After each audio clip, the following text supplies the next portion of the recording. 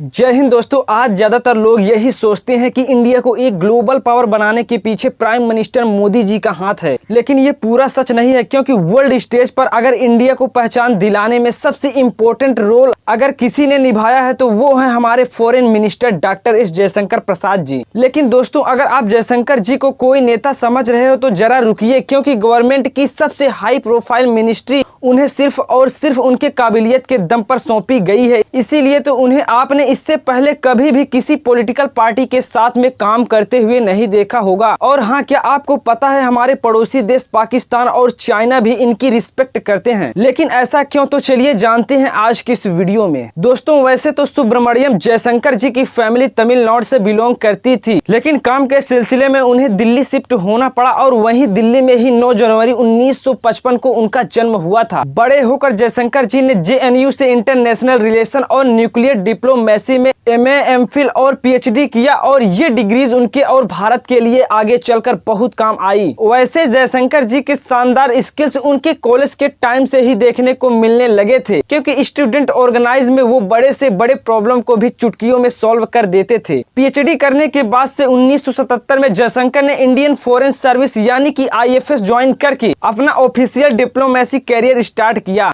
अपने कैरियर के शुरुआती 20 सालों में उन्होंने इंडिया के अब्रॉड मिशंस के तहत काफी सारे देशों जैसे मॉस्को, श्रीलंका, बुडापेस्ट, हंगरी और जापान में अलग अलग पोजीशंस पर काम करते हुए अपने स्किल्स को निखारा। और अब टाइम आ चुका था कुछ बड़ा करने का। जयशंकर जी ने 2004 से 2007 तक वाशिंगटन DC में भारत के राजदूत के तौर पर काम करते हुए इंडिया और US के बीच civil nuclear agreement successfully sign करने में बहुत बड़ी भूमिका निभाई, जो कि भारत के लिए एक बहुत बड़ी अचीवमेंट थी। लेकिन ये काम इतना आसान नहीं था, इसके पीछे जयशंकर जी को काफी पापड़ बेलने पड़े थे। एक्चुअली बात यह है कि उस टाइम पर US non proliferation nuclear weapon का डिस्ट्रीब्यूशन कंट्रोल करने वाली पॉलिसी को स्ट्रिक्टली फॉलो करता था, लेकिन इंडिया ने 1974 और 1998 में बिना NPT साइन किए ही इस पॉलिसी के अगेंस्ट जाकर न्यूक्लियर टेस्ट कंडक्ट किए थे, जो कि इनके नियमों का उल्लंघन था। एक्चुअली न्यूक्लियर नॉन प्रोलिफरेशन एक ऐसी इंटरनेशनल टेरिटरी है जिसका काम है न्यूक्लियर वेपन्स के स्प्रेड्स को रोककर दुनिया में शांति कायम करना। लेकिन इंडिया ने चूंकि उनके नियमों को तोड़ा था, इसीलिए US इंडिया के साथ न्यूक्लियर एग्रीमेंट साइन नहीं करना चाहता था। इसके अलावा भी काफी सारे लॉ मेकर्स और एडवोकेट भी इस डील के खिलाफ थे। हालांकि इतने सारे दिक्कतों के बाद भी डॉक्टर एस जयशंकर ने हार नहीं मानी। उन्होंने ऐसी अनोखी स्ट्रेटेजी बनाई कि US को इस डील के लिए मानना ही पड़ा। असल में जयशंकर जी उस समय पर US में एक इंडियन एम्बेसडर के रोल में काम कर रहे थे, और इसी रोल की वजह से ही उनको US के पॉलिसी मेकर से बात करके उनके डील से रिलेटेड प्रॉब्लम्स को सॉल्व करने का मौका मिल गया। जयशंकर जी ने पॉलिसी मेकर्स को समझाते हुए कहा कि इस डील के बाद से US इंडिया रिलेशन स्ट्रॉन्ग होंगे, जिससे टेररिज्म को भी अच्छे से काउंटर किया जा सकेगा। उन्होंने कहा कि भारत न्यूक्लियर वेपन्स का डिस्ट्रीब्यूशन बस अपने तक ही सीमित रखेगा। और हाँ, जयशंकर जी ने तो ये भी दावा किया कि इंडिया की एनर्जी नीड्स दिन प्रतिदिन काफी तेजी से बढ़ रही है और इंडिया अब और फॉसिल फ्यूल यूज करके ग्लोबल एनवायरनमेंट की तबाही नहीं चाहता है। इसीलिए अगर इस डील को साइन कर लिया गया तो फिर ग्लोबल वार्मिंग को भी काफी हद तक रोका जा सकेगा। और दोस्तों, इसी तरह के हजारों कोशिशों के बाद फाइनली US ने 2008 में न्यूक्लियर डील साइन करने के लिए रेडी हो गया। इस डील के बाद से इंडिया अब इंटरनेशनल मार्केट से न्यूक्लियर फ्यूल और टेक्नोलॉजी खरीद सकता था, जिससे कि इंडिया का फॉसिल फ्यूल से डिपेंडेंसी हट के न्यूक्लियर फ्यूल पर आ गया था, जो कि एनवायरनमेंट के लिए एक अच्छी साइन थी। इस बड़ी जीत के बाद उनकी पोस्टिंग सिंगापुर में हुई, जहां जयशंकर जी ने अगले 2 सालों तक एज ए हाई कमिश्नर काम किया। इसके बाद 2009 से 2013 तक जयशंकर जी चाइना में भारतीय एम्बेसडर के तौर पर काम करने लगे, और अपने इन 4 सालों के कार्यकाल के दौरान उन्होंने इंडिया चाइना बॉर्डर इश्यूज को सॉल्व करने में कई महत्वपूर्ण भूमिका निभाई। दोस्तों, चाइना में काम करने के दौरान ही 2012 में गुजरात के CM नरेंद्र मोदी के साथ एस जयशंकर प्रसाद का मिलना हुआ। एक्चुअली जब मोदी जी अपने चाइना विजिट के लिए गए थे, तब चाइना में कई सारे महत्वपूर्ण लोगों के साथ मीटिंग शेड्यूल करने में भी जयशंकर जी ने पूरा साथ दिया था। वैसे तो याद दिलाते चलें कि इस टाइम पर मोदी जी कोई बहुत बड़े ग्लोबल लीडर नहीं थे, यहाँ तक कि कुछ सालों पहले ही यानी 2005 में उन्हें US ने वीजा देने से ही इनकार कर दिया था। एस जयशंकर के साथ समय बिताने के बाद मोदी जी ने उनके काम से इतने इन्फ्लुएंस हुए कि ये आगे चलकर जयशंकर जी को गवर्नमेंट की एक बड़ी मिनिस्ट्री सौंप दी गई, जिसके बारे में हम वीडियो में आगे बात करेंगे। खैर, अपने इन 4 सालों में जयशंकर जी ने चाइना के सीक्रेट मैटर्स को इतनी अच्छी तरह से समझ लिया था कि बाद में हुए मेजर इंडो चाइना डिस्प्यूट को भी उन्होंने बहुत ही आसानी से सॉल्व कर लिया। एग्जाम्पल के लिए 2017 में हुए डोकलाम बॉर्डर इशू को लेते हैं। एक्चुअली 2017 में चाइना डोकलाम रीजन में रोड बनाना चाहता था, लेकिन इंडियन आर्मी ने इस कंस्ट्रक्शन को होने से रोक दिया था, और वो इसीलिए क्योंकि डोकलाम एरिया एक ट्राई जंक्शन एरिया है, यानी कि यहाँ इंडिया, भूटान और चाइना के बॉर्डर हैं, और एक बार उस पर चाइना ने अगर रोड बना लिया तो इसमें भूटान का कुछ टेरिटरी चाइना के कब्जे में तो हो ही जाता, साथ ही साथ इंडिया के सिलीगुड़ी कॉरिडोर, जिसको इंडिया का चिकन स्नेक भी कहते हैं, उस पर हमेशा खतरा मंडराते रहता। और दोस्तों, चाइना के साथ वॉर में सिलीगुड़ी कॉरिडोर लूज करने का मतलब है पूरी नॉर्थ ईस्ट से हाथ धोना, और इंडिया ने अपने जमीन का एक भी टुकड़ा किसी को क्यों ही देना चाहेगा। इस सीरियस बॉर्डर इशू को सोल्व करने के लिए एस जयशंकर ने सबसे पहले ट्रोले डिप्लोमेसी कंडक्ट किया, जिसमें जयशंकर जी ने भूटान, चाइना ऑफिशियल के साथ में बातचीत करनी शुरू की। इसी बातचीत के दौरान ही एस जयशंकर ने भूटान की टेरिटरी को प्रोटेक्ट करने का वादा भी किया था। जयशंकर जी की बातों से चाइनीज ऑफिशियल बहुत इन्फ्लुएंस हुए, और एक सीनियर ऑफिसर ने तो यहाँ तक कह दिया था कि जयशंकर एक डिप्लोमेट की तरह नहीं बल्कि सोल्जर की तरह बात करते हैं। और दोस्तों, जयशंकर के इन्हीं एफर्ट से ही चाइना ने अपनी आर्मी को पीछे खींचने के साथ साथ डोकलाम रीजन में रोड कंस्ट्रक्शन का भी काम रोक दिया। यहाँ जयशंकर जी की ग्रेट नेगोशिएशन स्किल्स की तारीफ खुद दुश्मन देश की आर्मी करती हुई दिखाई दी, और ये जयशंकर जी की ही नहीं बल्कि पूरी इंडिया की जीत थी। खैर, जैसा कि हम जानते हैं कि कुत्ते की दुम कभी सीधी नहीं होती है, वैसे ही कुत्ते की पूंछ की तरह ही चाइना भी अपने हरकतों से बाज नहीं आता। चाइना ने फिर से 2020 में एक वायलेंट बॉर्डर इशू कर दिया, जिसको हम लद्दाख बॉर्डर टेंशन के नाम से जानते हैं। असल में जून 2020 में चाइनीज आर्मी लद्दाख के गलवान वैली में घुसकर इंडियन आर्मी पर अटैक कर देते हैं। यहाँ पर इंडिया और चाइना के बीच में वायलेंट बैटल हुआ, जिसमें दोनों साइड्स के काफी सारे सोल्जर्स की मौत हुई। इस बॉर्डर इशू को सॉल्व करने के लिए फिर से जयशंकर प्रसाद जी आगे आते हैं, और इस बार जयशंकर जी ने बॉर्डर टेंशन को कम करने के लिए डायरेक्टली चाइना के फॉरेन मिनिस्टर वांग यी से बात की, और साथ ही चाइना से 5 पॉइंट एग्रीमेंट भी साइन करवाया, जिसमें साफ साफ लिखा था कि चाइना अभी तक हुए सभी Indo China agreement and protocols को मानेगा, और फिर भी अगर बॉर्डर टेंशन हुई तो उसे बातचीत से सॉल्व करेगा, न कि अटैक से। जयशंकर जी यही नहीं रुके, उन्होंने इस मुद्दे को इंटरनेशनल फोरम्स में भी उठाया, और इंटरनेशनल सपोर्ट से इस टेंशन को कम करने में हेल्प मिला। और दोस्तों, जयशंकर जी के इन्हीं प्रयासों की वजह से ही 2021 में चाइना ने LAC के पास से अपनी आर्मी को पीछे खींचा। अब दोस्तों, अगर थोड़ा पीछे आए तो 2014 में इंडिया के जनरल इलेक्शन में बीजेपी मेजोरिटी से जीत जाती है, और नरेंद्र मोदी इंडिया के प्राइम मिनिस्टर बनते हैं। अब जैसा कि हमने आपको पहले भी बताया है कि डॉक्टर जयशंकर प्रसाद जी मोदी जी की नजरों में चढ़ चुके थे, इसीलिए प्राइम मिनिस्टर बनने के बाद मोदी जी ने जयशंकर जी को US से इंडिया बुला लिया। भारत बुलाकर जयशंकर को अगले 2 सालों के लिए फॉरेन सेक्रेटरी का पोस्ट दिया गया, और फिर उनके अच्छे काम को देखते हुए उनका ये टेन्योर 1 साल और बढ़ा दिया गया, यानी कि एस जयशंकर प्रसाद जी 2015 से 2018 तक as a foreign secretary of India काम किए, और इन 3 साल के टाइम फ्रेम में उन्होंने US, रसिया और जापान जैसे पावरफुल कंट्रीज के साथ संबंध मजबूत किए। इसके साथ ही इंडिया के हित में कई सारे बेहतरीन पॉलिसीज बनाई। हालांकि उन बेहतरीन पॉलिसीज को बनाने का श्रेय उन्हें नहीं बल्कि उस टाइम की फॉरेन मिनिस्टर को मिला, क्योंकि वो सामने आकर इसकी मार्केटिंग जो किया करती थी। सेक्रेटरी रोल खत्म होने के बाद जयशंकर जी को टाटा ग्रुप की तरफ से ग्लोबल कॉर्पोरेट अफेयर्स के प्रेसिडेंट का रोल ऑफर किया गया, और यहाँ भी उन्होंने कंपनी के लिए बहुत बड़े बड़े काम किए। अब दोस्तों, साल 2019 आ गया, जिसमें जनरल इलेक्शन होने थे, और इस बार भी बीजेपी फुल मेजोरिटी के साथ इलेक्शन जीत गई, और एक बार फिर से नरेंद्र मोदी प्राइम मिनिस्टर बनाए गए। इलेक्शन जीतते ही मोदी जी ने डॉक्टर जयशंकर को गुजरात से टिकट दिलाया, और उनको इंडिया का फॉरेन मिनिस्टर बना दिया, बिना किसी पॉलिटिकल बैकग्राउंड के, सिर्फ और सिर्फ उनके मेरिट्स के दम पर। अपने 5 सालों के फॉरेन मिनिस्टर के टेन्योर में जयशंकर जी ने काफी सारे इन्फ्लुएंस पॉलिसीज बनाए, जिसने इंडिया का इमेज वर्ल्ड स्टेज पर बदल कर रख दिया। 2019 से 2024 के बीच ही जयशंकर जी का असली पोटेंशियल बाहर निकल कर आया, और यही टाइम था जिसमें पाकिस्तान के फॉर्मर PM ने भी जयशंकर जी की तारीफों के पुल बांधे। अब कब और क्यों तारीफ की, ये जानने से पहले 70 सालों से कॉन्फ्लिक्ट में रही कश्मीर को कैसे जयशंकर जी ने अपनी स्ट्रेटेजी से आजाद कराने में इंडियन गवर्नमेंट की पूरी मदद की, चलिए वो जान लेते हैं। एक्चुअली जम्मू एंड कश्मीर से आर्टिकल 370 को हटाना इंडियन गवर्नमेंट के लिए बहुत बड़ा चैलेंज था, क्योंकि इंटरनेशनल प्रेशर इतना ज्यादा था। इसीलिए जयशंकर जी ने दुनिया के सुपर पावर देशों में जाकर अपना पॉइंट स्ट्रॉन्ग रख दिया कि कश्मीर इंडिया का इंटरनेशनल मैटर है, और वो इसमें इंटरफेयर ना करे। दुनिया के सुपर पावर पावर देशों को कन्विंस करने के बाद से इंडियन गवर्नमेंट ने आर्टिकल 370 हटा दिया और उसके बाद से कश्मीर में ना तो कोई दंगा हुआ और ना ही कोई इंटरनेशनल इंटरफेरेंस। चलिए अब फाइनली बात कर लेते हैं कि क्यों और कब पाकिस्तान के फॉर्मर पीएम ने डॉक्टर जयशंकर प्रसाद की तारीफ की थी। एक्चुअली बात थी 24 फरवरी 2022 की, जब रसिया ने यूक्रेन पर अटैक कर दिया था और ये अटैक कोई छोटा मोटा अटैक नहीं था। इंटरनेशनल मीडिया कहती है कि ये वर्ल्ड वॉर 2 के बाद से यूरोप पर होने वाला पहला बड़ा अटैक था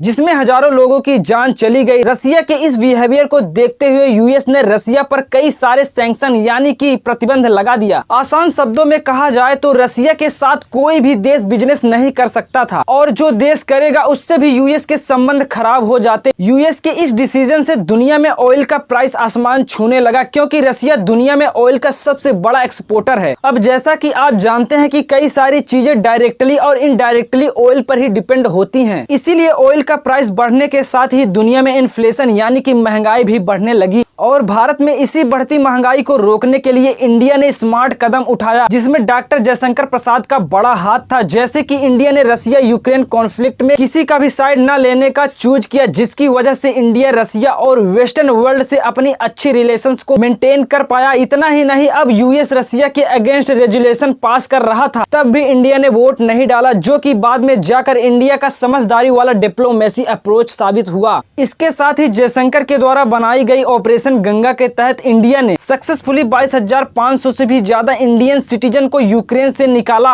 और कुछ पाकिस्तानी स्टूडेंट्स को भी रेस्क्यू किया। इसके अलावा इंडिया ने न्यूट्रल स्टैंड लेने के बावजूद भी यूक्रेन में मेडिकल सप्लाई और एसेंशियल्स गुड्स भी सप्लाई किया और ये दिखाता है कि इंडिया में मानवता अभी भी जिंदा है। खैर, यूएस के रसिया पर सैंक्शंस लगने के बाद भी इंडिया ने रसिया से ऑयल खरीदना बंद नहीं किया और फिर जब वेस्टर्न कंट्रीज ने इंडिया से इस चीज पर सफाई मांगी तो फिर आगे से डॉक्टर जयशंकर जी ने उनको समझाते हुए कहा कि इंडिया की ह्यूज पॉपुलेशन को सस्ते ऑयल की जरूरत है, जिसकी वजह से और भी कई सारी चीजें सस्ती होंगी और इंडिया में इन्फ्लेशन कंट्रोल में रहेगा। और दोस्तों, इस इवेंट के कुछ समय के बाद जयशंकर ने मीडिया इंटरेक्शन के दौरान एक ऐसा आइकॉनिक बयान दिया जिससे पूरे यूरोपीय देशों को सांप सूंघ गया। आप खुद सुन लीजिए। Europe has to grow out of the mindset that Europe's problems are the world's problems.